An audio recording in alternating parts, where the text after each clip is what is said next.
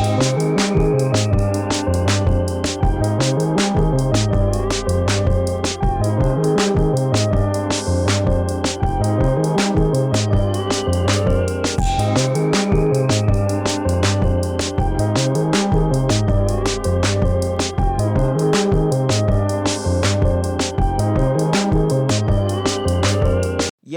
what up, everybody? It's your boy Kenny here at Fandom Frequency, bringing you our latest spoiler filled review. And we're talking about the latest and greatest installment in the horror genre for 2021. I'm talking about Candyman. Don't say it 5 times, y'all. Just make sure you click the like, subscribe, and download, whether you're doing this on the YouTube or the podcast. It is all very much appreciated. You know what I'm saying? But with no further ado, let's talk about what the thumbnail has in store and what you guys see when you click the video. I'm talking about Candyman. And what did I think about Candyman? Well, getting into my overall background on the Candyman franchise in general. So, starting off with the 1992 original, I am a fan of the movie. I do enjoy it. Tony Todd is definitely a living legend, a slasher icon for sure. And I enjoy the themes and what it's trying to bring to the horror genre. It's got a lot of layers, you know what I'm saying? And it's a very fantastic story told in what I would consider just a solid movie. Not amazing, just a very well made, solid movie with a great story, a great character, a great idea. But I don't necessarily love the original Candyman like a lot of people out there do, and like a lot of you might love the movie as well. I just like it. I just enjoy it, honestly. But the character is dope, is awesome. Tony Todd deserves an Oscar for that thing. He's dope, and the character definitely deserved more than the crappy 2 sequels he got back in the late 90s. Never watched them, but I've only heard bad things, so I figured, why the hell am I going to taint the legacy, so to speak? And why am I going to do that to the original legacy of Candyman, to the legend?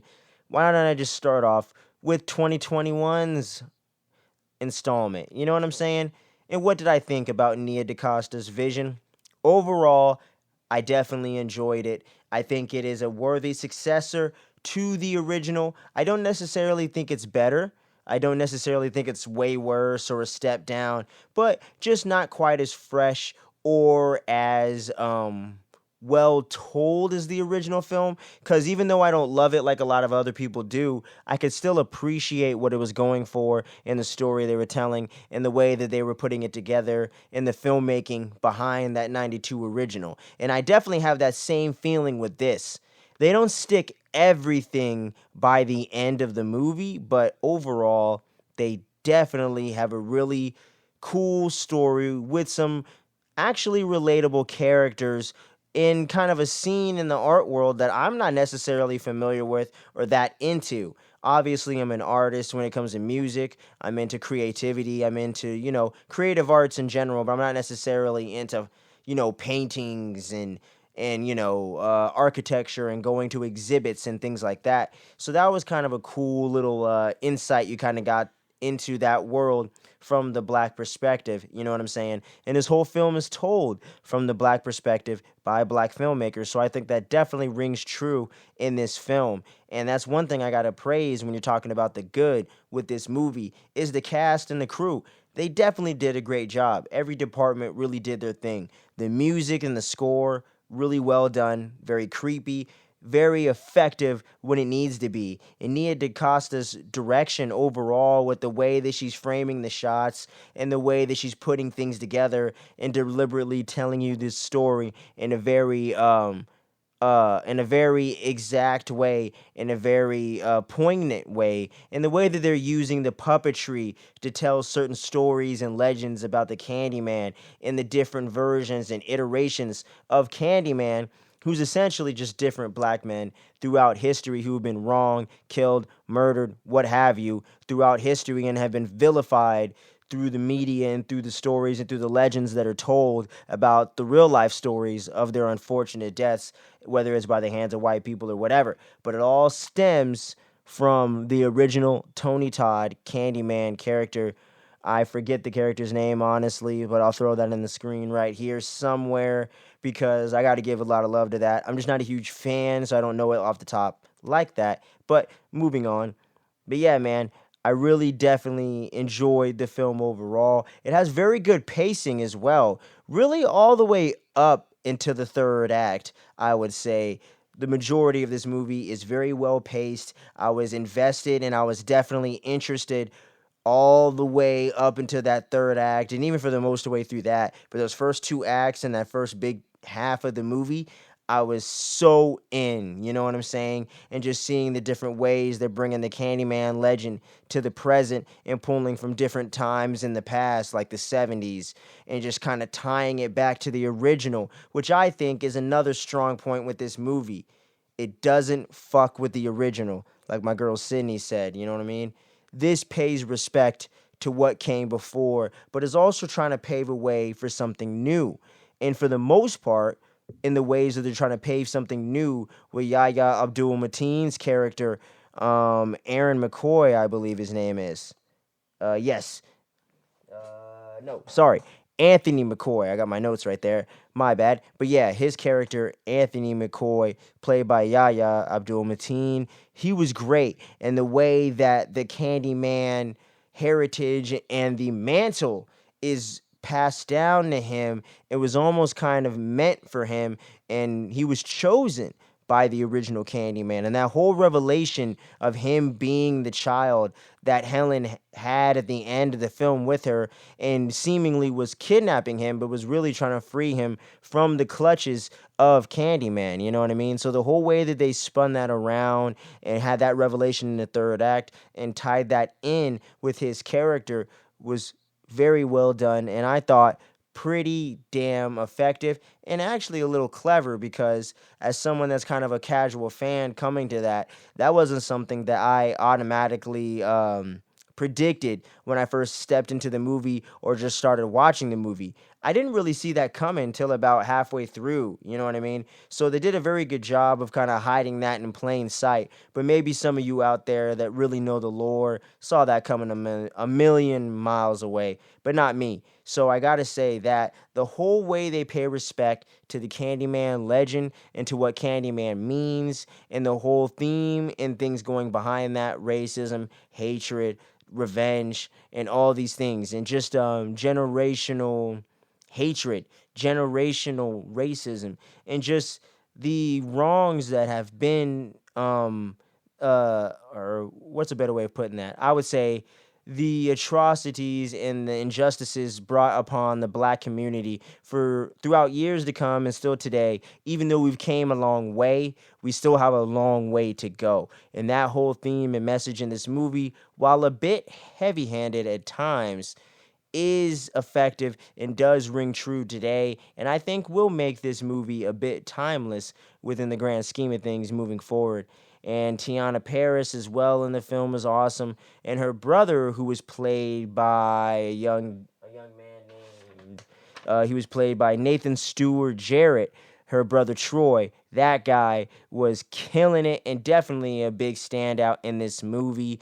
And the whole cast from top to bottom definitely did their thing. But yeah, Yaya, Teyana Paris, a really great pairing and had a lot of chemistry together as just a couple. And in the more intense moments towards the end when he started losing his shit there, you know what I'm saying? So that was definitely very well done. And the way that they tied his mother into the story as well, played by the original actress from the Candyman films, Vanessa Estelle Williams, coming in to play his mom, Anne Marie McCoy, who was the mother of the kid that got kidnapped near the end of the first movie, and was his mother and lied to him about where he came from and him being from Cabrini Green and coming into contact with Candyman. And they vowed to never say his name again when she got him back, so that way this wouldn't happen to anyone again. But they should have saw it coming, man. It's been going on for years, right? But the whole way that they kind of almost retcon that in a way and tie that in to the overall lore, I think is very effective and very well done. So props on that, man. And just the overall vibe of the movie is very well done as well. It definitely creeps you out where it needs to and does what it needs to for the most part, and it makes you think about the things that they're about the ideas they're presenting you and the themes and stuff like that. And they do leave a couple things up for interpretation to see what you think about it. But I do think that there are some mixed elements with this movie, so I'm gonna start getting into that now. One thing being the violence. While there is plenty of it in the movie, and there is plenty of violence or like kills, you know what I mean, throughout the film. I do think at times with Nia DaCosta kind of pulling away or not really showing it does take away from some of that visceral energy from the original Candyman and just the slasher genre in general, in horror in general. Like that very first kill at the art gallery after they closed up shop for the day and him and that dumb girl end up summoning Candyman. That was a scene right there where if we really saw somebody got cut up and really saw the repercussions of someone that could goes in the way of Candyman and is just another victim on the list, that would have been a way to really drive a point home. And using some of those kills later, like they did with the lady, with the art critic that got killed, and while she was dragging while Candyman was dragging her bloody body across the screen, and you saw that from a distance as the camera was pulling out, seeing it from like the Chicago skyline almost in a way. That was really cool and a good way of using the artistic quality of the scenes and kind of showing you something but not getting too crazy with it. Also, that bathroom scene towards the end of the movie, man, with those teenage girls when they summoned Candyman. That was a super dope way of not showing you too much, but giving you just enough of that gore and that carnage candy that you want from a horror film. And as a horror fan, that's really gonna, make it sick to your stomach without overdoing it and getting into the really schlocky torture porn quality that horror can have at times and does turn people off. So I get they were trying to go a little bit more artsy and go more in that direction. But I think at times it was at the detriment of the impact and the overall veracity and the intensity and just the menace of Candyman. Because Tony Todd, you saw him cut some motherfuckers up in that original. You know what I mean? So I think at times the pull away from the kills was a little bit much for me, especially this being an R-rated film. We really should have just went balls to the wall with it, you know? So that's one thing I'm gonna knock it with. Another thing is the third act reveal with William Burke, the guy that owns the laundromat. And that actor is very he's not necessarily a household name, but he's been around a long time and he's more of a character actor. His name slips my mind at the moment, but I'm gonna throw up his name right here because I want to show him some love because he was great in this film as William Burke as a kid who came into contact with one of the previous iterations of Candyman, someone who was wrongfully accused and vilified as a bad person, but really was innocent the whole time and was literally just handing out candy. He didn't put the razor blades in it like he was blamed for. Someone else was doing that long after the police found him, suspected him, and killed him on sight. They were still getting razor blades in the kids' candy. So that goes to show you sometimes when society labels you and puts a label on you and judges a book truly by its cover, judge, jury, executioner. Sometimes it just ain't the right way to go, you know what I'm saying? So all that rang really true with William Burke's character and him coming into contact with Candyman, so to speak, and seeing the repercussions of the legend and seeing people summon him and seeing kind of the repercussions of what happens when his sister did it and got killed by Candyman, who was in the form of that old man that he came in contact with. You know what I'm saying? At Cabrini Green in his childhood right there. So all that came around and him knowing all this backstory and kind of in a way manipulating things in the background and kind of waiting for that surrogate son, that kid to return so he can bring back the Candyman legend. While all that's very interesting and very compelling, and was for the most part well told up until the third act there, that's where they stumbled for me, was the reveal of him being in on it, him knowing exactly what's going on, and trying to recreate the legend of Candyman because of the way the gentrification is run rampant in these type of communities in the hoods, especially in real life Chicago, in real life places like this is really going down. So him trying to bring back that legend and take back what's theirs and using this evil to do that in the way that this evil was trying to bring vengeance and get rights for their wrongs. So it's really cool the way they work that around, but they rushed it so much towards the end.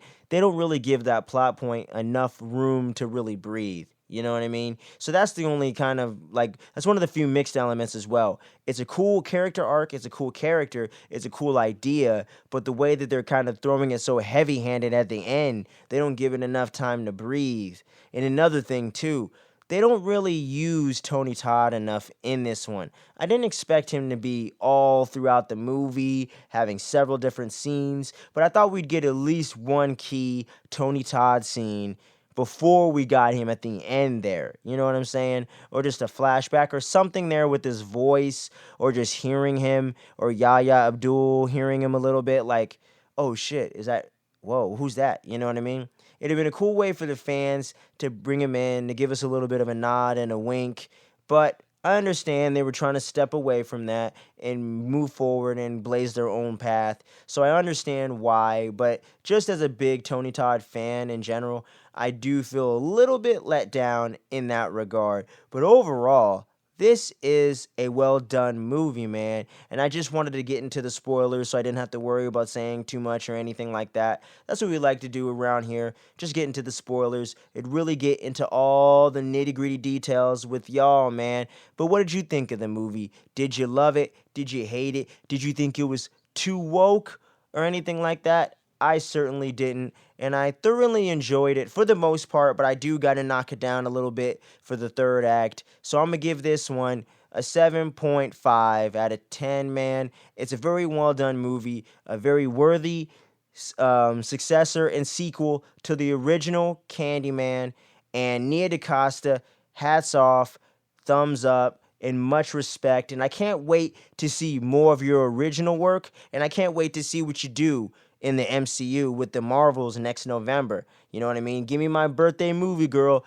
Come through for your boy. But I'm really rooting for you in the future, and very big props and respect to you for becoming the first black woman to direct a #1 movie at the box office, y'all. So you got to give her a lot of love for that. So much love to you, Nia DaCosta, if you ever see this. Big thumbs up to Jordan Peele and the team for producing and writing this thing. Y'all definitely did a good job. And let Nia do her thing, but still bring your brand, your creativity into the film. So very well done there. Yahya Abdul-Mateen is quickly becoming one of my favorite actors in Hollywood. Tiana Paris, I got my eyes on you, girl. And not for those shallow reasons. I'm talking about her talent from WandaVision to this. I haven't seen her in Dear White People, I believe she was in, but I know she did some other stuff, so I definitely got to do some homework, but much respect to her as well. And Yaya, man, I love you guys. You guys are really doing it and really killing it. Everybody, the whole cast and crew, it's a very well done movie, man, and someday it's going to be on that shelf right there, that's for sure. But what did you think of the movie? Let us know in the comments section below. We want to talk with you, we want to converse, and we want to discuss and get into all the geeky greatness that is Fandom Frequency. So much love to all the supporters and everyone that's been checking out the show that's been checking out the show so far. We want to just give out that love and positivity and make sure you know that we appreciate each and every one of you. So, with no further ado, this is your boy Kenny signing off. Peace.